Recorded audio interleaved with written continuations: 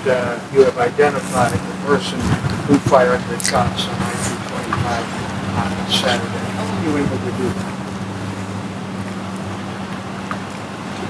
We had tips from the community. Right. We had tips from the community, and ultimately the person told me.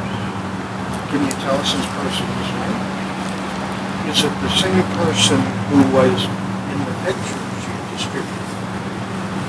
I don't think so. No, the pictures we distributed of the suspect? Yes. Okay. We've identified there's three people that pretty much Sorry. look the same, and two of them are not the suspect. So I've seen some pictures of other people that. So the pictures we put up were of the suspect. He has been identified positively. Yes. Thank you, because that. So people submitted tips Yes. who they thought it could be. Right? People were like, I think it's Rick Salinger. We pull it up. No, not Rick Salinger. But the person who it is, we have positively identified. Yes, we have identified the person. Let's start this, if you don't mind. Then you can't tell me his name. We will release the name hopefully later today. What have you done to contact this person? This person is going to contact us with scheduled interview at some point. And then once we finish that process, How did this Jeep get through on 225 when it had been shut down during the protest? we actually don't know how it got on. It did not come from where the police shut the interstate down. So we shut I-225 down northbound, south of Alameda. We don't know where the Jeep came from. We've talked to our people. It did not come from where we had stopped the traffic. One of the things that hampered us is we had no idea where the protest was going or that they were going to shut down I-225 at that point in time. So we didn't have the adequate resources of going there to stop everybody or put them in monitors. Right now, we don't know where the person came on. We know he went past the protesters' blockade, but he didn't go past our blockade. So we had stopped traffic. He wasn't.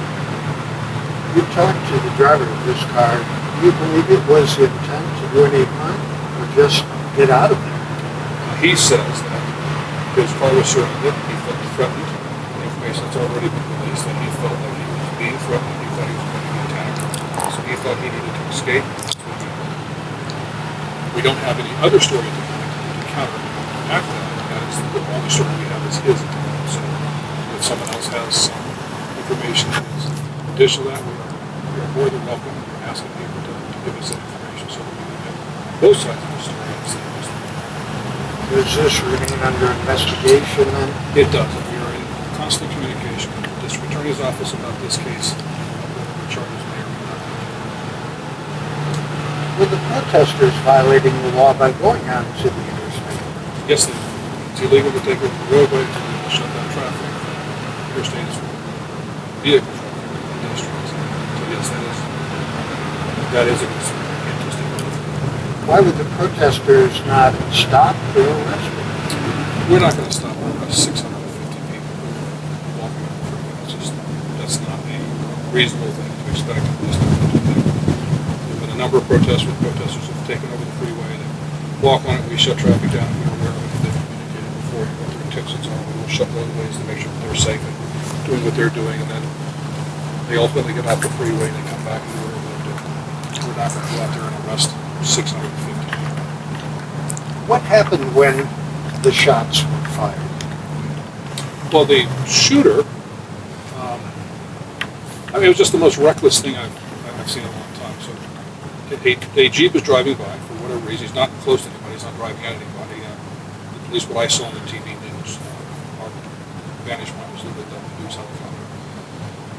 But this person pulls out a gun and shoots at the driver of that vehicle.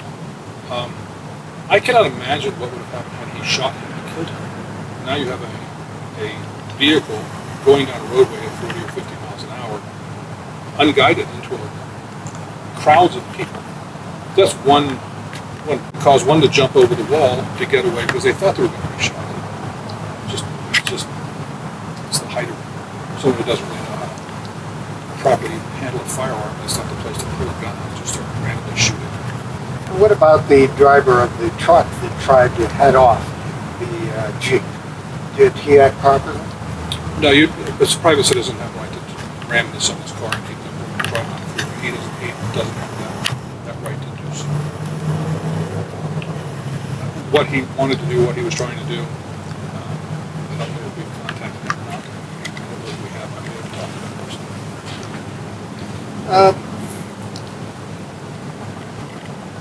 The mayor made reference to the courthouse not being properly protected. How do you respond to that? I will tell you that we've had a number of protests up here. We've had the windows boarded and up since the big protest in Denver back in April, May, with anticipation that someone could come up here and try and cause damage. We've had a number of protests that have been on the great lawn and around the buildings, and no one has. They've taken boards down once or twice, but no one has actually broken through windows or done anything like that. So we had people here. We had people who were protecting the buildings. They were inside. We were trying to listen to our council people, and other people tell us that our presence aggravates people, so sometimes they act more aggressive because the police are here. So we made sure that our presence was minimal on the outside. We had lots of people on the inside protecting our property. And this group of people decided to come back and commit criminal acts of vandalism, arson, etc. So we had our buildings protected from the inside. We were not going to go on the outside of the building and try and take on a crowd of people in the dark, especially as many people who were armed. We were not going to put our officers in a position to make lethal force decisions, nor are we going to have them stand out here and be the target of violent behavior by this group of criminals. Is the Aurora Police Department easy prey? When you say easy prey, Well, Aurora Police did not use the show of force that it had used in the past last Saturday. There have been comments on social media that this might encourage future acts of violence because they are not using force to repel the protesters. well, we had authorized the use of less lethal force on Saturday. The protest turned violent and criminal. I think it shows great restraint by the officers who are here. We do not just indiscriminately fire less lethal rounds into a crowd of people. They do not have a specific target to fire less lethal round at. They will not fire that less lethal round. So while we had authorized it, it wasn't something that our officers thought they could do lawfully. It would just been improper to just shoot because we wanted to press, so we didn't.